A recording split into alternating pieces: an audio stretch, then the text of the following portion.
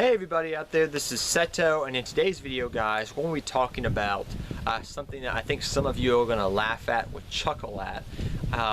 This shows you how much of an old school player I really am, and that is we're going to be talking about field presence and board presence.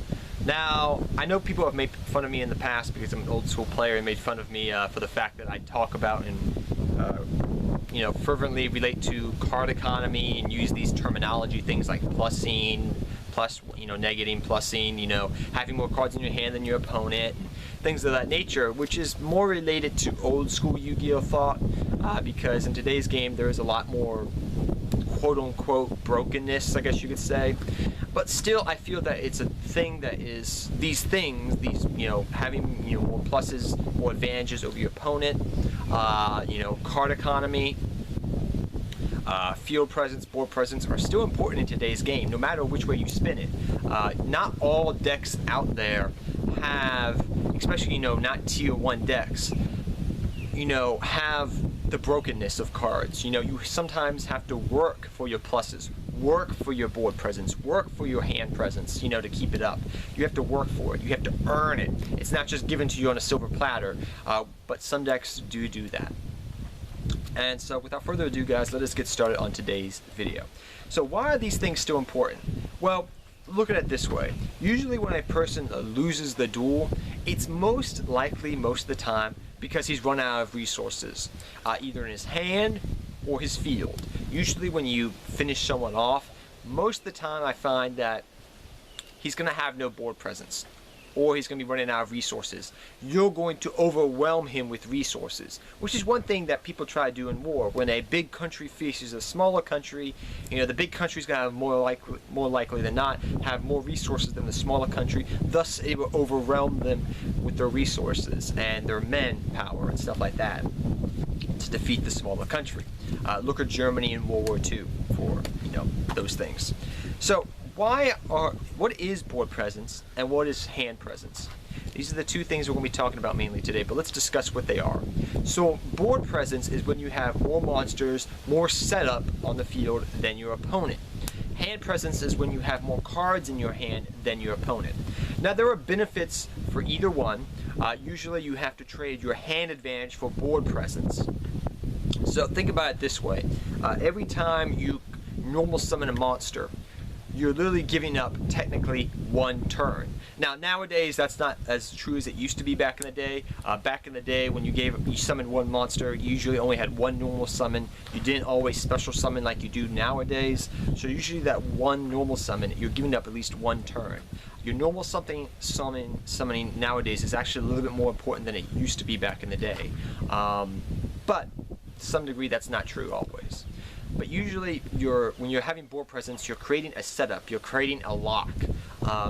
It could be even you're using, I guess you could say, cards that, really hinder your opponent's playability.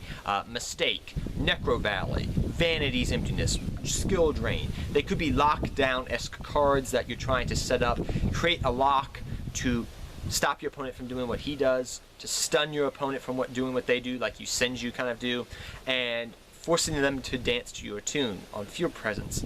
But field presence nowadays can get easily destroyed, easily wiped out, and causes the other player to win. That is a video for another day where we'll be talking about, push and counter pushes. That's a video I'm going to make right after this. But that is what field presence is.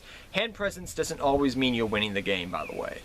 This is something that's very true. You could have 6 cards in hand and your opponent could have 0 cards in hand, maybe 1 or 2 cards, but they've set up a board that's superior than yours for sure. You just can't do anything with these cards in hand because they're bricking. You're bricking your hand. You're not getting, you can't get to your pieces to get going. You can't get your engine started. You can't, get it started and going, you're stuck. So hand presence doesn't always mean that you're winning the game. Board presence usually is a good indicator. But at the same time, at the same exact time, if you have a weak board setup, you're more than likely, your opponent can easily overcome that to win the game. So why are they important? Why are these things still important, I guess you could say, which is something I'm going to keep harping on probably out throughout the video. Now that I've explained to you what field and board presence are in as best detail as I can. Why are they important? Granted, keep in mind that not always when you have field presence means you're winning, and not always when you have hand presence means that you're winning the game. Usually if you have a good balance of both, usually is a good indicator that you win the game, or you're in this position in the game where I guess you could say you've kind of created, you've outdueled your opponent. You've put them in a position where it's very hard to win, or they're going to have to do something. But in today's game, as you've seen, they're all big momentum swings. Rageki's a big momentum swinger. Heavy Storm, when it was around, was a big momentum swinger. Granted, like I'll say this, I should have said this at the beginning of the video, I'm doing this before the ban list has come out for July, so I don't know if Heavy Storm is back or not, by the way. So cards like that have always been big momentum swingers in the game of Yu-Gi-Oh! That have cards, board presence or board setup to easily be overtaken. But if you have the proper setup, you can easily defeat your opponent. And it's important.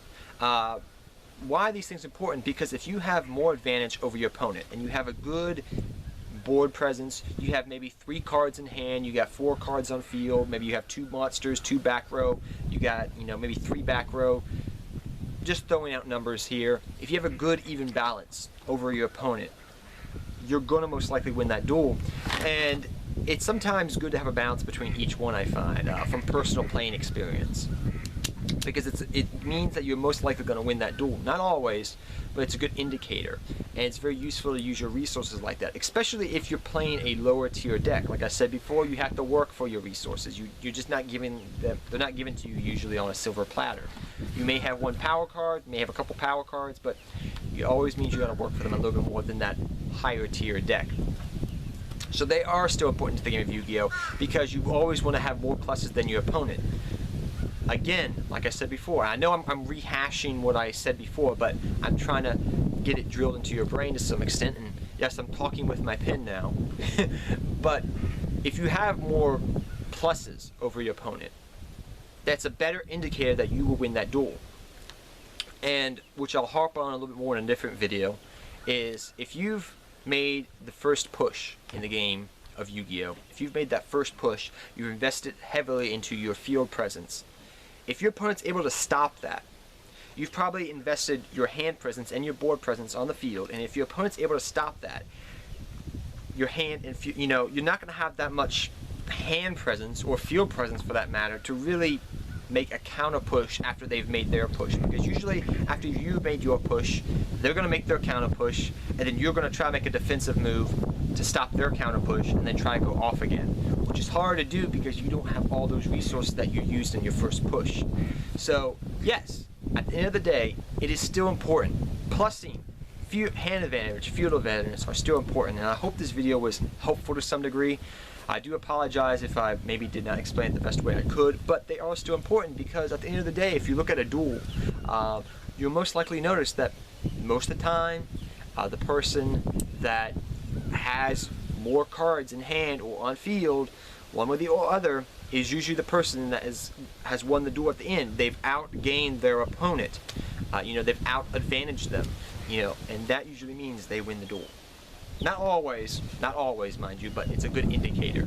So that's just my thoughts on that topic. Tell me what you think down below. Do you think field and hand advantage are still important in the game of Yu-Gi-Oh! Today? Do you think that plussing and minusing are still important in today's, game? I mean, every time I look at a duel, usually I'm like, oh, how many resources you got? I mean, if it's one which, he's down 1, compared to his opponent, that doesn't always mean he's going to lose or win. I mean, look at now, if you go first, you don't draw your opening hand. I always like trying to go second because the fact of the matter is, I get that plus, I get that bonus. Though both have their pros and cons, at the end of the day, depending upon the deck you're playing. But it can go a long way to win the duel sometimes, depending upon the deck you're playing. Just saying. So tell me what you think down below. What the fudge are in the water? Excuse me, those are ducks behind me you keep hearing cackling. So I do apologize for that during the video. But till next time, guys, take care, have fun dueling, good luck dueling. Tell me what you think down below. Do you think they're still important to the game of Yu-Gi-Oh! Field, hand advantage, and field, hand presence, and plussing, and minusing? Do you think these are still important things in the game of Yu-Gi-Oh! To know and learn? Till next time, guys, take care, have fun dueling, good luck dueling, and I'll see you all guys next time. And I think after I make my next video, guys, this video will me explain things a little bit better because I'm going to be talking about pushes and counter pushes as soon as I'm done with this video. So next time, guys, take care, everybody, and good luck dueling to all of you. Take care, everybody.